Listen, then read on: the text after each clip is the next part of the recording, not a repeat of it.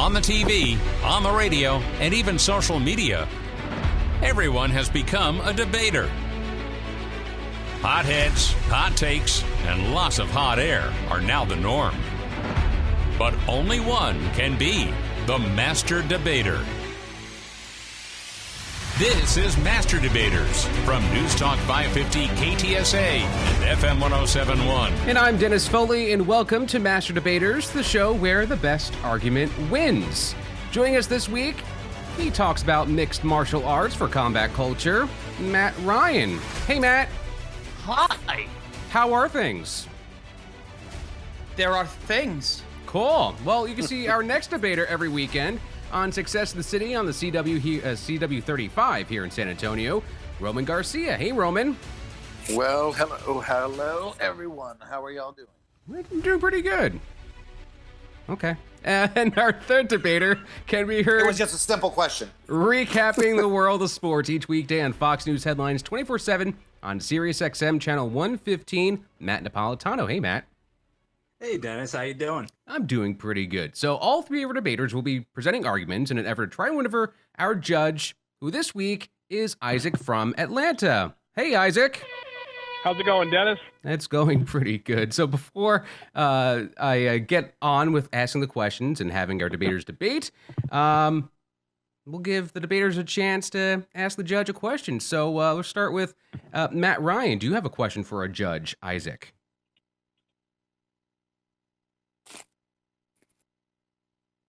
We'll take that as a no. I take that as a no as well. Roman, do you have a question for our judge? I pressed the button. I pressed something so you didn't hear the Mr. Softy truck in the background. Isaac, since you live in Atlanta, your opinion on Chipper Jones in 140 characters or less? My opinion on Chipper Jones? Yes. I mean, he plays baseball, so not a fan. I'll take that. It's a good answer. Good answer. Okay, Roman, your turn to ask a question. Yeah, Isaac, are you a family man? I'm not a family man. All right, awesome. And Matt Napolitano, do you have a question for a judge, Isaac? Isaac, are you a lifelong Georgian, or are you just one of those Northerners? No, who I'm happen from to make New their way down Hampshire. south? Just moved down here for school. All right. All right, well, before I start the questioning, my role on the show, I'm the referee, also the host. If I hear something I don't like, you'll hear this whistle. Let's hope we don't have to use it. So let's start. Opening arguments on Master Debaters. Yes! Time for opening arguments. In this segment, I will give each combatant one question. That combatant answers the question, and our judge, Isaac, will give them a score between 0 and 10 points. They'll have 30 seconds for their argument, and a buzzer will let them know when that time is up. So the Transportation Secretary Pete Buttigieg Thursday unveiled a plan to install thousands of electric vehicle charging stations across the country to encourage Americans to drive electric cars. Many gas-powered car owners asking Transportation Secretary Pete Buttigieg why their taxes should pay to install electric car charging stations across the country. He compared it to the government building airports in the 1930s. They might not have been built otherwise. We would not have the robust aviation sector we have today. The Biden administration announcing grants to help install more charging stations and encourage Americans to ditch the fossil fuel car and drive electric. Andy Field, ABC News, Washington. All right, Matt Ryan, do you think the nation's power grid is capable of handling the push for all electric vehicles? 30 seconds. Well, not right now, and I don't see many people in San Antonio, Quebec, or, eastern New Jersey making the switch over to all-electric vehicles. It's something that is being implemented now so that over time, the convenience is there and more people are able to use it. You want to create the idea of value. You want to make sure that if people are thinking about going electric, they have options there. You don't want to see a massive rise in electrical car purchases in the middle of this country, especially if distribution comes back to the Midwest. It's not a good thing. All right, Isaac, what score do you give that 0 to 10? I didn't hear a whole lot of specifics about power grid concerns, so I'm going to give that 3 out of 10. Okay.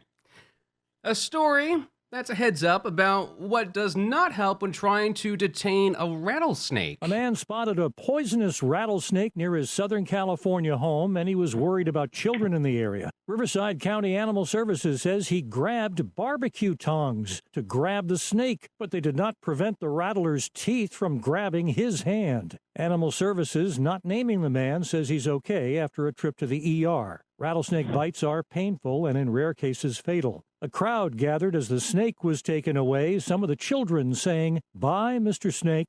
Chuck Sievertson, ABC News. All right, Roman, you see a rattlesnake. What do you do? 30 seconds. I've been in this situation before. I see a rattlesnake, I go and I grab a shovel because I think it gives me enough distance and I'm able to. I go for the head. I may have taught my kids wrong, but there was a copperhead snake outside one day, and my son actually grabbed it with his bare hands and tried to snap its neck. So, but for me, I got kids. I don't want any snakes around. I don't want to risk them coming back. So off with their heads. I may look ridiculous chasing it through the yard, but I'm going to kill that thing. All right, Isaac, what score do you want to give that, 0 to 10? Roman, quick clarification. Did your son actually break the snake's neck? No. That's the crazy part. Ooh. Bad job as a father. You should have taught him to break the neck. I'm going to give you 6 out of 10. The shovel's good, but teach your son better.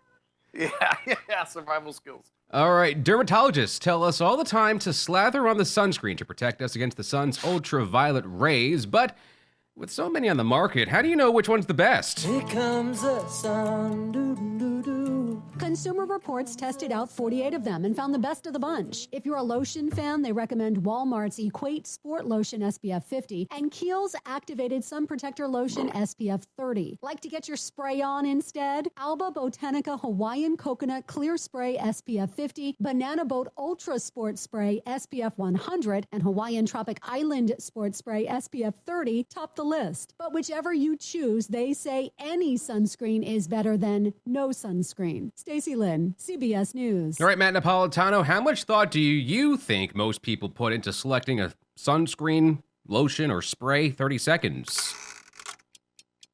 Knowing the people I know from back where I grew up in New York, not a lot of thought goes into the SPF protection so much as how limited you could have it. They'd rather have a suntan oil to get themselves bronzed and good to go for the summertime. That being said, I think a lot of people take the approach to sunscreen the same way. You go into whatever grocery store or pharmacy you go to, you look at what's on sale, you grab that, and you just go. It doesn't really matter what the SPF is or whatever. You just figure it out until you get to the beach, slather it all on, and just hope for the best that you don't end up sunburnt and red and in pain the next 2 days.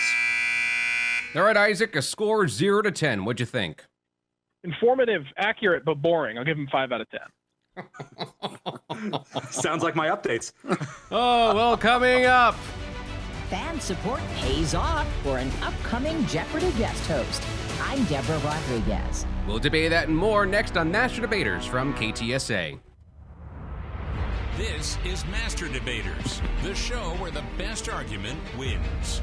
Things start to heat up now. We have Matt Ryan, Roman Garcia, and Matt Napolitano this week competing to convince our judge, Isaac, that their argument is the best argument. And if you want to be a judge on a future edition of Master Debaters, head over to our website, ktsa.com/Master Debaters, to sign up to be our next judge. So let's keep this debate going. For argument's sake, on Master Debaters. So in this part of the show, I give all 3 contestants the same question, and they will each take a turn presenting their argument on that topic. After all 3 take their 30 seconds to respond, our judge will give each of them a score between 0 and 10 points for their responses. The first topic, the House of Representatives has voted to make Washington, D.C. a state, but the bill faces an uphill battle in the Senate. It's the second time the chamber has approved such a measure, but now it has the support of the White House. In a party-line vote, the House approved a bill that would make Washington, D.C. the 51st state. D.C. Delegate Eleanor Holmes Norton on the House floor. D.C. residents have been petitioning for voting representation in Congress and local autonomy for 220 years. The bill now heads to the Senate, where it would need 60 votes to pass. That's a high hurdle, with Republicans saying the bill is a power grab by Democrats to get more seats in the Senate. Elizabeth Schulze, ABC News, Washington. Start with Matt Ryan. Should D.C. be a state? 30 seconds. Yes. Why are we arguing over this? It's the capital of the country, and it has more citizens within it than some of the states represented in Congress. This is nonsense. Why is it that we're coming up with these arguments to capitulate against the idea that one of the nation's biggest locations, one of its biggest metropolitan areas, can't be its own state and govern itself? Hey, some of you Republicans, do you want the national government running your day-to-day affairs too? No. So how do we come together, you jackasses? Roman, 30 seconds. Quite honestly, I don't think they should, and the reason is just because I want to get Matt upset. No, I mean, you know what? Go ahead and do it. Make yourself some souvenirs. Make that T-shirt. I went to DC. All I got was this lousy shirt. I mean, just do it if you want. I mean, either way, the country's going down in flames anyway, so we might as well put some icing on the cake. Matt Napolitano, 30 seconds. I think they should, yes. Will it happen? Not right now, it's not going to. I don't think they're going to get the majority votes they need. That's 60 votes. Right now, they've got only 44 amongst the Democrats. Joe Manchin, Angus King are undecided on it as it is. They're not going to get to that 60 threshold because the fear is you make D.C. a state, you get 2 senators, and they're probably going to go blue. It is a heavy Democratic enclave in the nation's capital. Lord knows what's going to happen for the House as well. It won't come to fruition. There's too much to be done, too many hurdles in between. No one's going to want to do the work because what does Congress hate? Work. They don't like doing anything to accomplish something. It's not going to happen. Now, before I go to Isaac, no one presented this argument, but what about giving D.C. back to Maryland? What do you guys think about that? Hasn't Maryland suffered enough? No,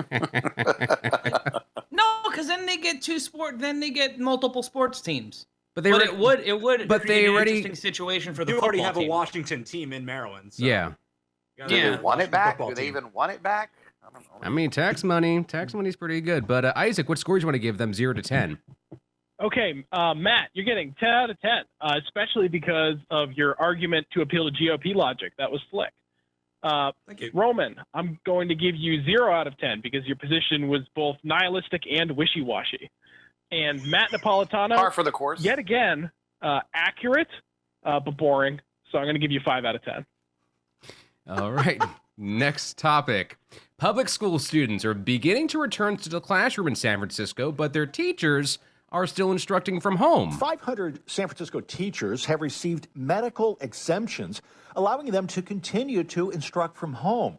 Students are in the classroom at their desk being instructed virtually by a teacher at home. San Francisco supervisor and former school board member Matt Haney says that's not right. But families are excited to send their kids back to school so that they can be taught by an adult in the classroom, not just continue Zoom while sitting in a classroom. The school district scrambling to find substitute teachers. Tim Ryan for CBS News, San Carlos, California. All right, Roman, how sympathetic are you to the argument that some teachers and teachers' unions have that it's not safe for them to be back in the classroom? 30 seconds. I mean, I think it's ridiculous because at this point, between the vaccines, between the fact that numbers have been declining as far as cases and all that other stuff, these teachers, at what point do you say, okay, you've been home long enough? I can't imagine any other job that would allow it to go on that long. So I don't have a ton of sympathy. I had a friend of mine that said, well, hey, Roman, how would you feel if you had to go back to, and quite honestly, I said, you know what? I'm actually considering becoming a substitute teacher. Get back into the classroom. Matt Napolitano, how sympathetic are you? 30 seconds. I'm just dumbfounded that some of these teachers can stand by and let these unions take this issue so head on and really just make it take over the true subject. You got to get back into these schools for the sake of these kids. You're messing with their mental health. You're taking them away from socializing with their friends. You're taking them out of that aspect of their lives that's so key, especially in developmental years. We've seen the suicide rates going up amongst teenagers as a result of this pandemic, as a result of these kids being cloistered at home, not being able to socialize. So you know what? Get back in the classroom. Do this for the children. Stop making the teachers' unions make this about something else, something grander that can be solved later down the line and figure it out. Matt Ryan, are you sympathetic? 30 seconds. Now, Dennis, we're still in a pandemic, right? Depends on the definition, but yeah, sure. Yeah, so if they have a medical exemption, then yes, but maybe make it a little bit stricter. You know, the teacher union in New York here is the most powerful thing outside of God, and even then I can at least see the teachers union. When it comes to the Pennsylvania Teachers Union, they have to come up with a stricter subset, work with the union, make sure that these kids that are in the classrooms are being taught properly, because we can go into a deeper dive on that. It starts at the very bottom when it comes to these exemptions. All right, Isaac, what scores you want to give those arguments 0 to 10? Okay, Matt, Ryan, your answer was detailed, talking about medical exemptions. I'm going to give you 10 out of 10 because it actually dealt with policy. Matt Napolitano, the importance to the kids. I like it. I'll give you 7 out of 10. Roman Garcia, all you did was talk about why you don't agree with them, but you didn't say what the specific issue is. It's not about whether they've been home long enough or what other jobs do. The point is whether it's safe or not. It's a practical issue. 3 out of 10. Okay, next topic. Fan support pays off for a TV star with game show host dreams. A book lets you zoom through time and space, but don't bother packing. You can stay in one place. The Reading Rainbow's LeVar Burton has made it to the final round of Jeopardy guest hosts after fans launched a social media campaign that rounded up 250,000 signatures on a Change.org petition. Burton says winning Celebrity Jeopardy in 1995 was one of his proudest moments. He says he'd love the hosting gig for keeps to do justice to the legacy of Alex Trebek. Deborah Rodriguez, CBS News. So, Matt Napolitano, do you like the idea of LeVar Burton being at least one guest Jeopardy host, or are you looking forward to some of the other names that were announced, like Robin Roberts, George Stephanopoulos, or even Joe Buck? 30 seconds. I don't like it. I love it. I think it's long overdue for LeVar Burton to get his shot. They seem like they're giving everybody a chance out here. Katie Couric got a chance to do it. Aaron Rodgers got a chance to do it. Mayim Bialik's coming up. I mean, they let that snake oil salesman, Dr. Oz, do this. For crying out loud, the standards here are all over the map. I'm just excited to see who eventually takes over in the long term. But for now, I'm enjoying these guest host runs. I think it's really cool to see them all try and pay their homage to the greatest of all time, and Alex Trebek. And as a former Jeopardy runner-up myself, I really think it's going to be interesting to see who comes away with the title. P.S. I want that job. Matt Ryan, 30 seconds. I also want that job, but of course I support LeVar Burton doing it. He's one of the most charismatic people of all time. He's a tremendous personality. And also, he had one of the best guest spots in sitcom history when he was on that episode of Community. So of course I support LeVar Burton doing it. And yes, Dr. Oz is a snake oil salesman and a carny, and not a good carny like me, a bad carny. Like a steal your house from you when you're out to go to lunch carny. Not a big fan, but yes, LeVar Burton guest hosting Jeopardy is good for us, good for the economy, and good to keep carnies off the street. Roman, 30 seconds. I think LeVar Burton is a great candidate, and I would hope he would actually get the gig because he's one of those guys that just even keel. You trust the guy. He just seems like he'd be a good fit. And since we're all bringing up Dr. Oz, why is Dr. Oz on anything? I don't want to get on a whole sidebar, but why is that guy on anything? He looks like one of those weird puppet characters from the Christmas stuff, like he's like kind of a stop motion type of deal, but I'm all for LeVar. Before I go to Isaac, I'm impressed you guys brought up Dr. Oz, but totally took a pass on Joe Buck. So, Isaac. Joe Buck is better than he gets. Isaac, what score is 0 to 10? Everybody here had the same opinion about LeVar, so I'm actually going to grade them based on their statements regarding Dr. Oz. Coming in third place is Matt Napolitano. I liked how you mentioned him, but I didn't feel like your takedown was strong enough. You're going to get 3 points. Matt Ryan, I really like the carny angle. You really got my blood up hating Dr. Oz. I'll give you 5 points. Roman, you're going to get 10 points. Not only did you specify the solution to Dr. Oz, which is to not let him be on TV anywhere, but you compared him to a Rankin-Bass TV special, which I thought was so apt. So, great job, Roman. Good, finally. Keep taking down Dr. Oz.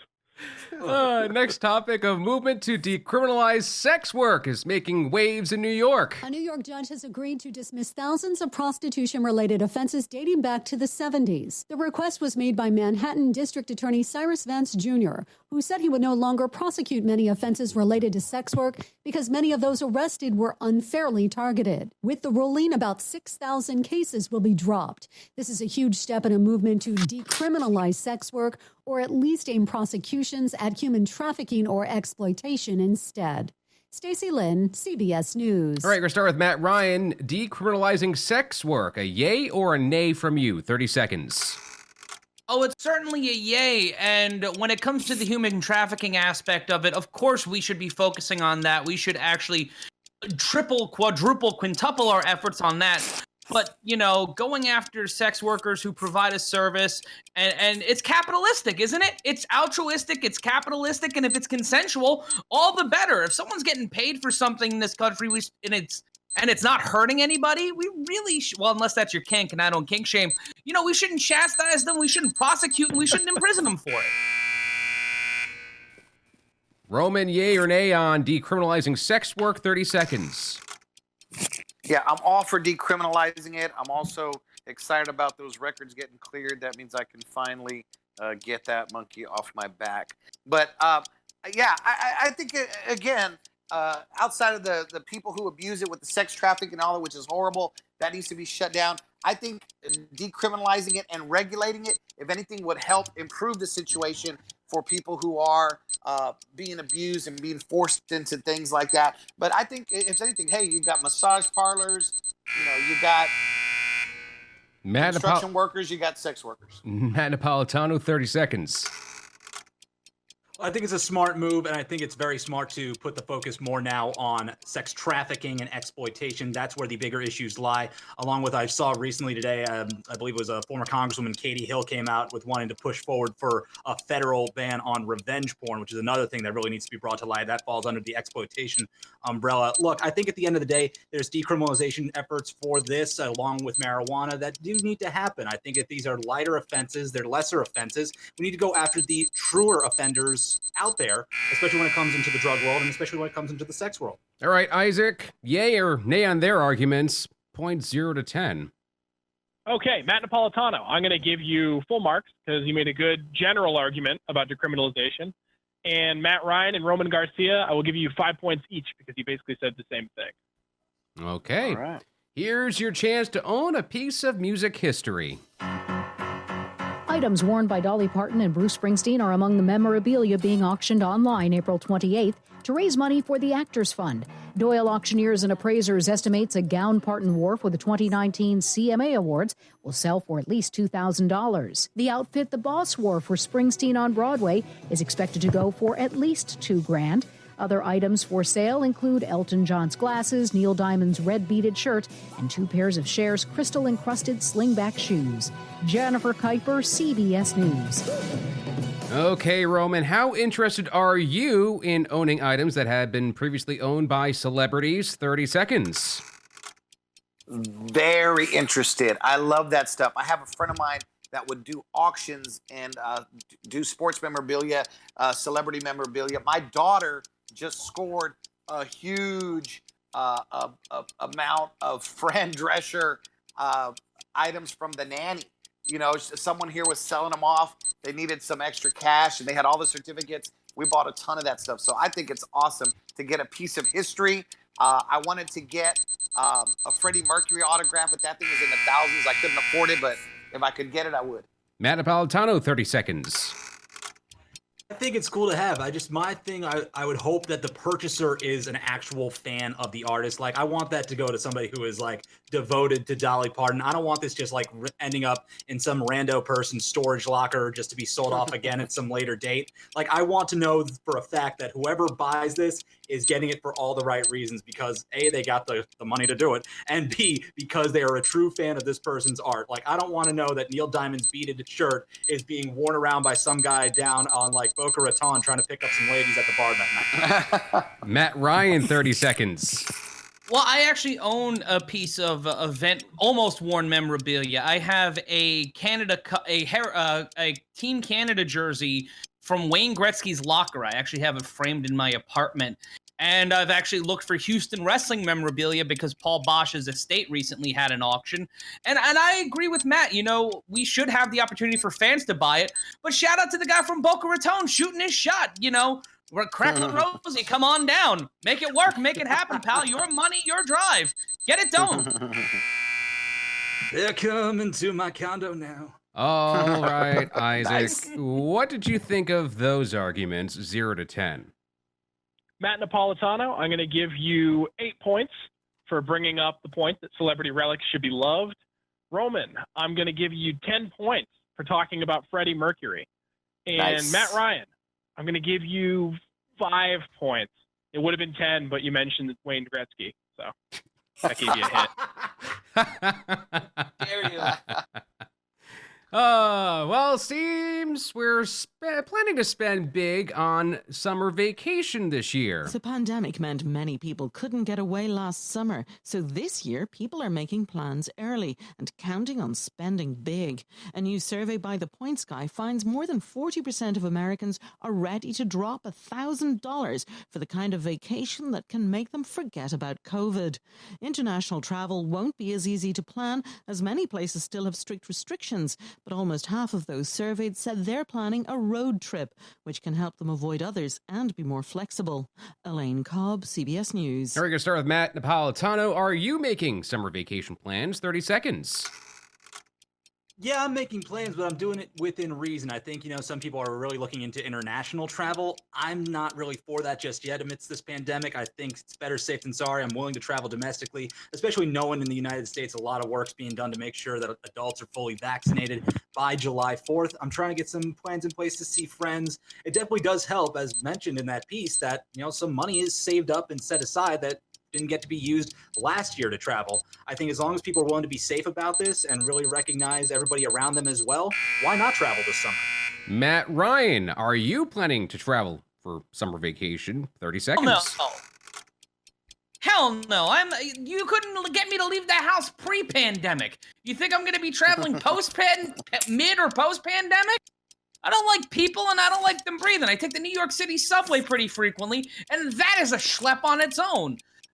If you're able to do it safely, then go for it. If you're taking a road trip, you're socially distancing, you're wearing your mask, except for when you're eating or drinking, cool. But nah, that ain't me, fam. That ain't me. I'm gonna watch the Mets and hate myself, because that's what you do when you watch the Mets. Roman, do you have summer vacation plans? 30 seconds. Not only do I have summer vacation plans, during the pandemic, we bought a fifth wheel travel trailer because we wanted to be able to travel and still be able to do some social distancing. The thing I didn't plan for was the fact that that trailer requires a truck that costs me anywhere from $50,000 to $70,000 to pull the trailer.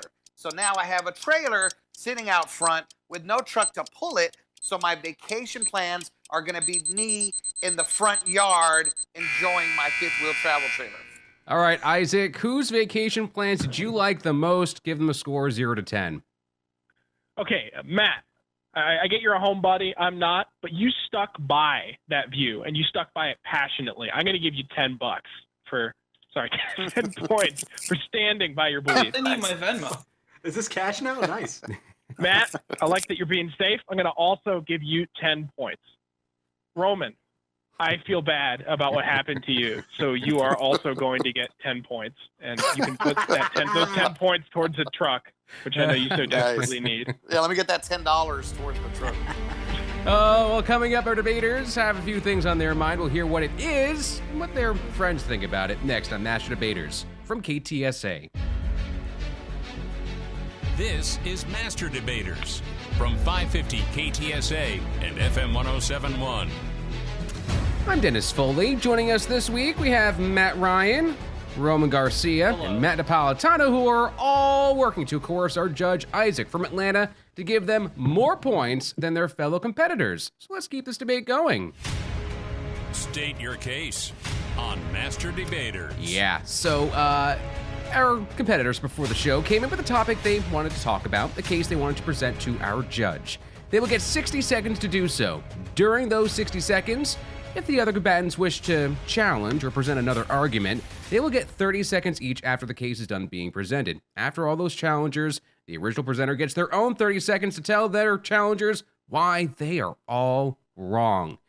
Now, if they change their topic from what they had said it before the show, I will give them an automatic 5-point penalty. So there are also more points at stake. Our judge can now give up to 20 points or can take away up to 20 points, whether they challenge, presented the topic, or chose to stay quiet. So right now we actually have a tie for a lead between the two Matts. Matt Napolitano and Matt Ryan. I'm thinking of a number between 1 and 10. Give me a number each and we'll see who goes first. 7. Matt Ryan? 5. Number I had in my head was 7. So Napolitano, you get to start with your 60-second argument. All right. Well, for me, I just cannot stand celebrities and knee-jerk reactions on social media any longer. And being the biggest violator this week had to have been LeBron James following the tragic shooting of Ma'Khia Bryant in Columbus, Ohio, in a police-involved shooting. Him posting a photo of Officer Nicholas Reardon with the caption, "You're next," seeming to allude to Derek Chauvin, who was just convicted in the murder of George Floyd, and in my opinion, deservedly so. But the fact of the matter is, he didn't know what happened in this incident. He actually just went right out on social media and tried to make this an attack about this officer. That wasn't until body cam footage later revealed that Nicholas Reardon may have very well saved another woman's life who was threatened of being stabbed by Ma'Khia Bryant. This is a very difficult case to be in. But one of the other stupid ones that I saw this week was singer Demi Lovato trying to come for a frozen yogurt shop because of the toppings they had on display at the store. I think that these gross overreactions and the gross amount of power that celebrities have on social media has become downright dangerous and disrespectful. And it also goes to show the level of just complete idiocy that we all have in getting sucked in by it. Matt Ryan, 30-second challenge. Yo, they're human beings, bruh. If we want to control what people are saying and say if they make enough, if we do that, we should install a tax bracket. You make more than X amount a year, you're not allowed to be on social media. We keep it for the normies. That's the only way, because we can't stop people from being people. As Patrice O'Neal, the late great Patrice O'Neal said, tiger's gonna tiger. Humans are gonna human. Of course Demi Lovato's gonna come out of pocket. Of course LeBron's gonna make a mistake. Have you seen the decision? Of course that's gonna happen. People are going to people. Matt Napolitano, your 30-second rebuttal. Oh, A+ for the Patrice O'Neal RIP reference there. Dead on. I just think it just speaks such volumes to how we're so quick to latch on as a society to what is being tweeted out in 280 characters by somebody who is not an expert on a subject matter whatsoever.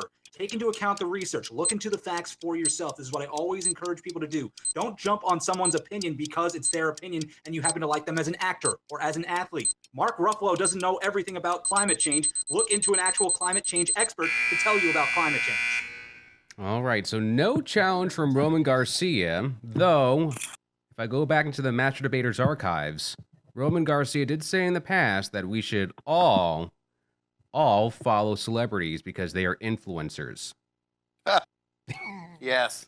We need to heed every word they I remember say. that. So now, Isaac, you don't have to take that part into consideration, but what scores you want to give -20 to 20 to all three of our debaters?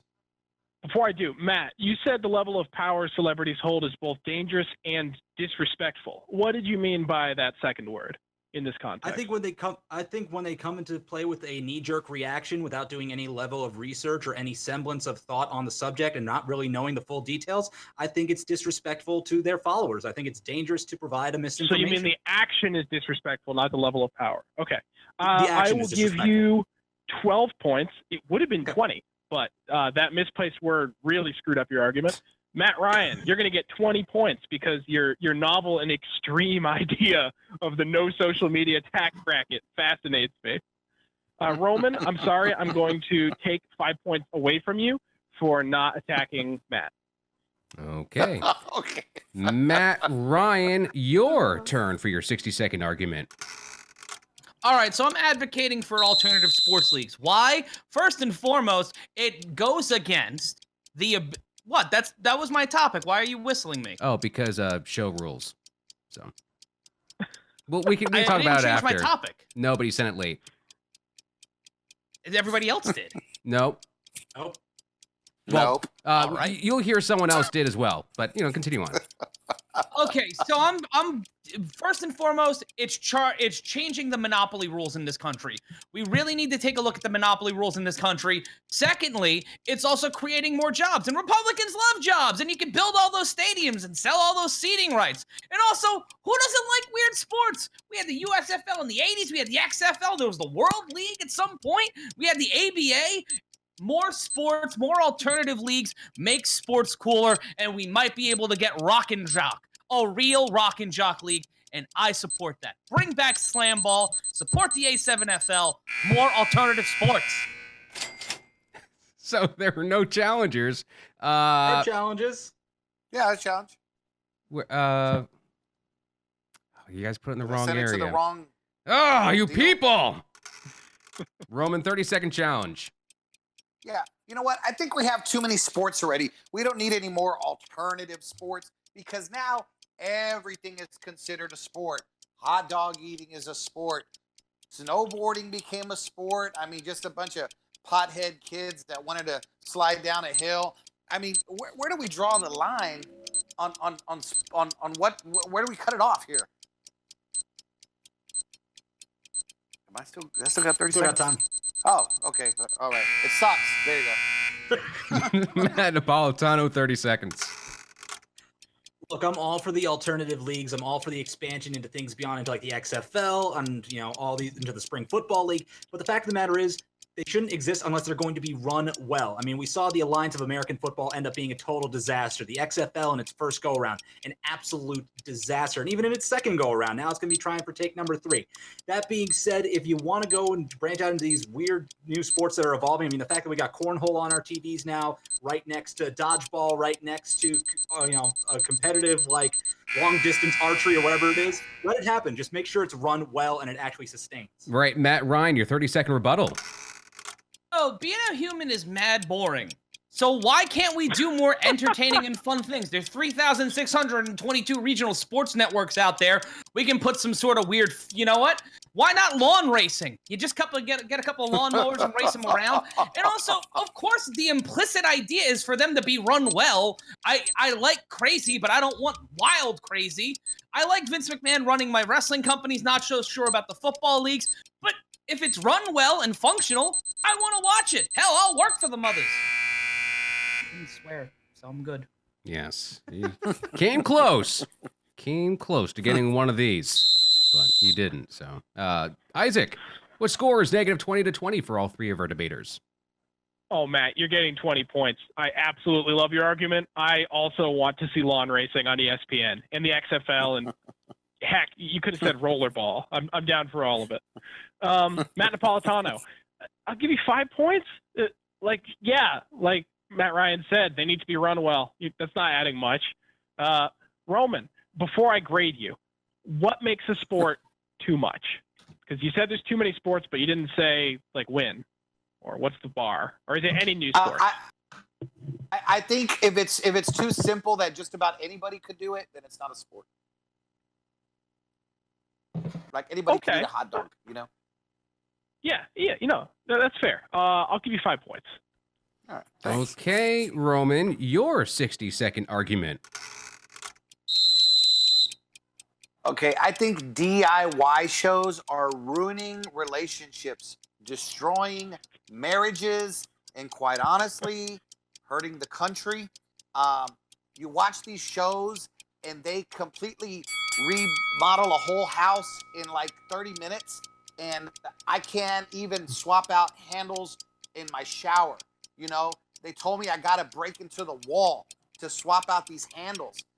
I don't understand. So now my wife thinks that I'm kind of a loser in that regard because I can't swap out handles. I got a friend of mine down the street who had the exact same situation.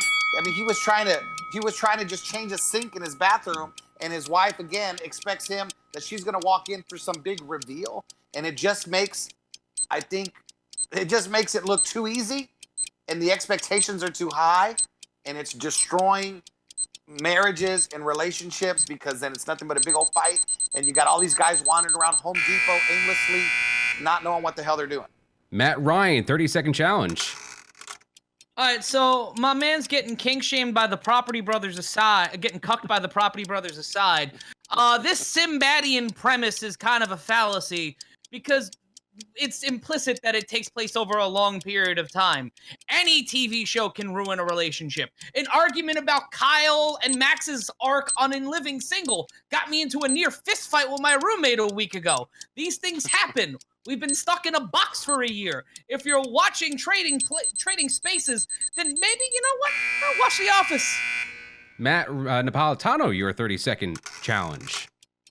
Maybe it's just being at an advantage here and being in New York and watching some of these DIY shows and seeing how much they're paying for a mortgage or how much they're putting down to repair their house or renovate from scratch. And it makes me laugh at the thought of it because that would barely cover, my rent for 3 months. And maybe it's just that allows me to kind of bow out of this argument a little bit. I think you got to go into those shows with a perspective, though, knowing like this will be cool to see what these people are trying to accomplish. I'm not going to do that myself. It's like when I watch American Ninja Warrior, I'm not going into that watching thinking I'm training for this. Roman, your 30-second rebuttal. Okay, so I think like for Matt Ryan, his point of, we'll argue over TV shows, It's one thing to argue over TV shows. It's another thing to argue over a show while you're staring at $300 worth of lumber in your yard that are never going to be used. And so then there's a cost factor, which is a harder pill to swallow. And then for Matt Napolitano, yeah, I understand, the money thing. And what's funny is that they treat it real lightly, like, oh, I'm only going to put $50,000 into my new kitchen. It's like, give me a break. Yeah. All right, Isaac, I'm curious what you think of those arguments. What points you want to give out, -20 to 20? Roman, I'm impressed. You basically made the unrealistic expectations for media argument that people make about pornography, but you've applied it to DIY home improvement shows. And it's still, it's all wood. I think you're right. I think you're onto something. I'm going to give you 20 points. Full marks. That was an excellent argument. Matt, you missed the point. Roman's not saying the fact that the show creates conflict is a problem. It's rather the specific mechanism by which it does. I'm going to take 10 points away from you for misrepresenting Roman's argument. Matt, Napolitano, yet again, you are informative and accurate, but boring. So I will give you 5 points. Is this something I need to know about, like my performance in radio in general? Because I feel like I'm being read for filth on this show. Oh, who's gonna win? It all comes down to one final fight. This is Master Debaters from KTSA.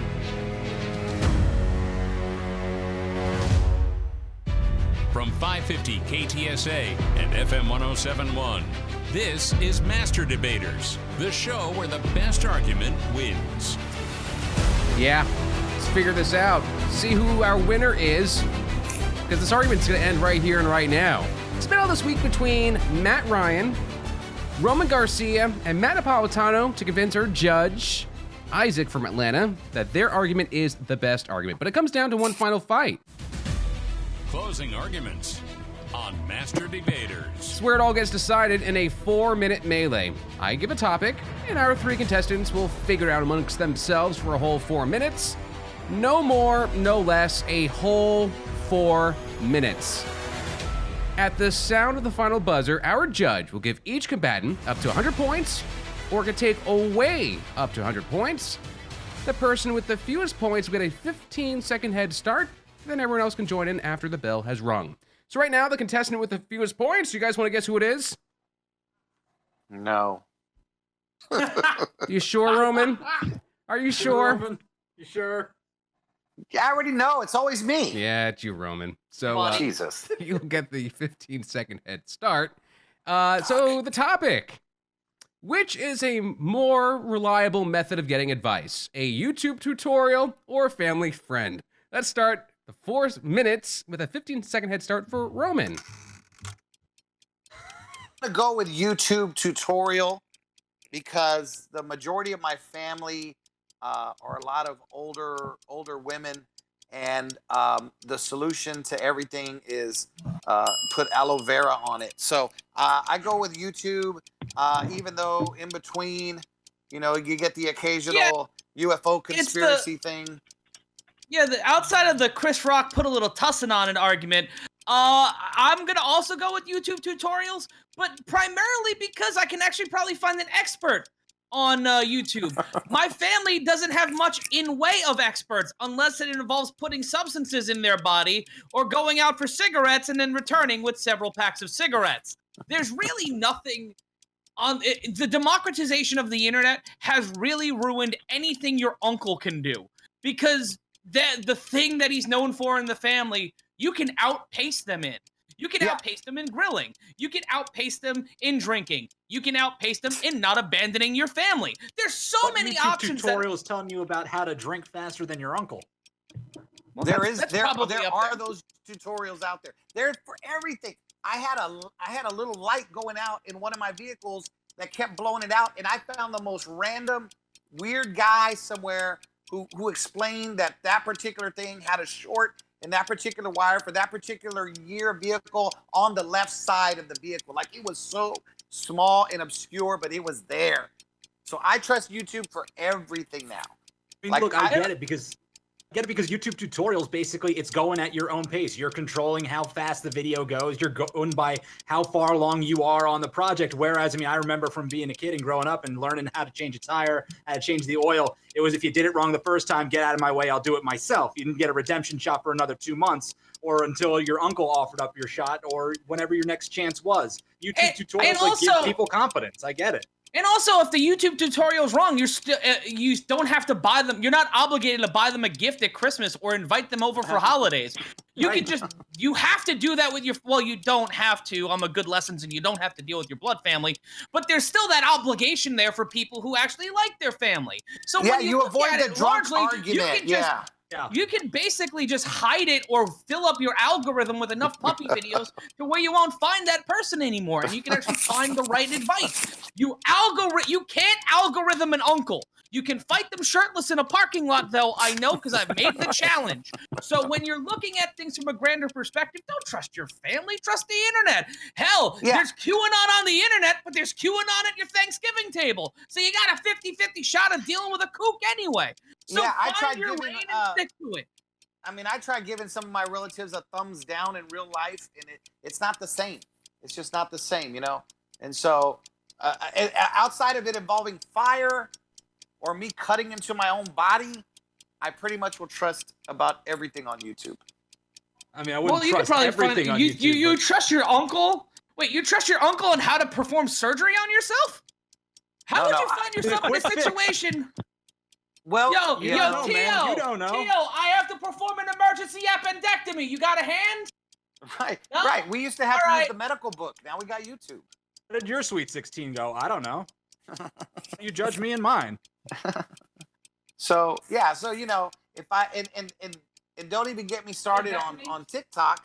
You know, now you got, you know, I don't know. TikTok's even worse because TikTok is now doing like recipes that they say are like God's gift to like creation. I tried that Greek pasta; it wasn't that great.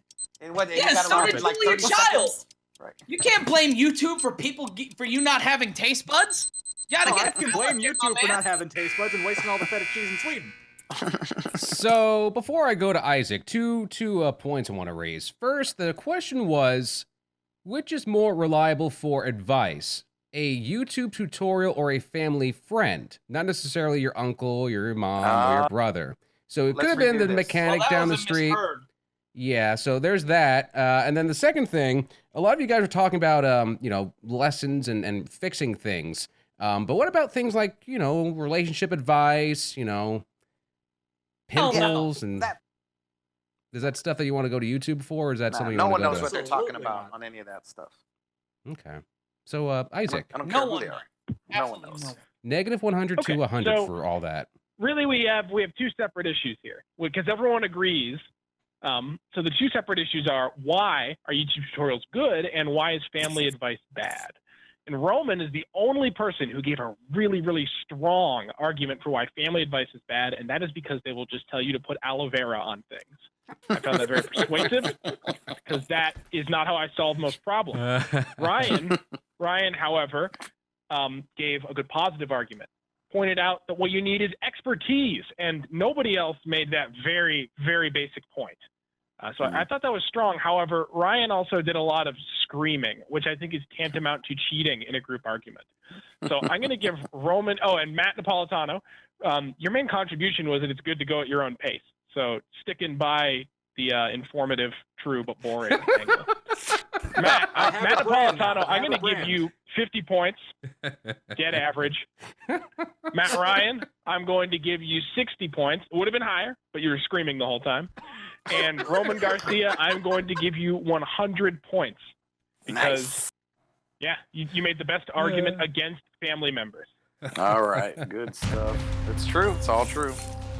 Let's see here to see who our winner is this week. Okay.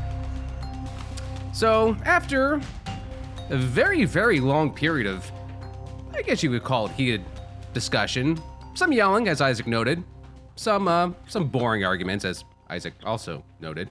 Sorry. The time has come to name this week's Master Debater. In third place, with 120 points. Do you guys want to guess who's in third place? No. I'm gonna guess me. Is it Roman? It's Matt. It's Matt Napolitano in third place with That's 120 right, points. Yeah. I like that. Is it Roman? Informative, accurate, and in third place.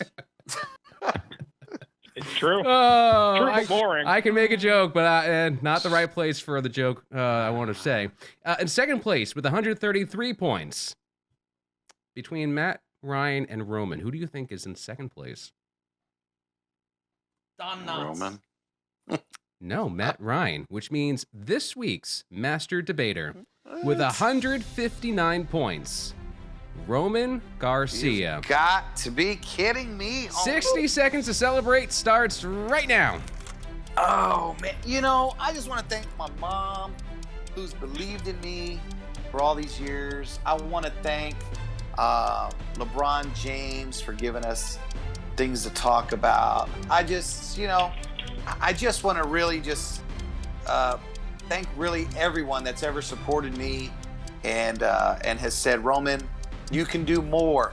You can do more. Just keep on pumping. And you know what? I've been pumping. And now I can say that it's paid off. So I just want to, again, just give all the thanks in all the world. Because I tell you what, this is about my 25th show. And I was starting to get kind of pissed. And if I didn't win today, I was really going to pull the plug. So, hanging in there one last time, it's paid off. So I'm just super excited. Super excited. Is there more? I got jobbed. Roman, I'm boring. Roman, are you really putting yourself that much Matt, pressure it's on not that you're boring. You're not boring, but some of your answers were very boring. Roman, I like how he has to walk him off the ledge here. Roman, you're giving yourself that much pressure on a show called Master Debaters, really? I tell you what, I don't have much else going on right now. It's been a pandemic. I've just been home. So this is like, it's a big thing, Okay, well, that's it. A big thank you to our three contestants. Matt Ryan, who you could catch covering the mixed martial arts world for Combat Culture. Roman Garcia, who you can see each weekend on Success in the City on the CW35 in San Antonio. And Matt Napolitano, who you can hear each weekday on Fox News Headlines 24/7 on SiriusXM Channel 115. And a big thanks for a judge, Isaac from Atlanta. Master Debaters is a production of XS Studios for KTSA San Antonio and FryHigh.co. Learn more about Master Debaters online at ktsa.com/masterdebaters or at debaters.fryhigh.co. I'm Dennis Foley. This has been Master Debaters, the show where the best argument wins. San Antonio's home for news and talk. On air, online, and on demand. 550 KTSA and FM 1071.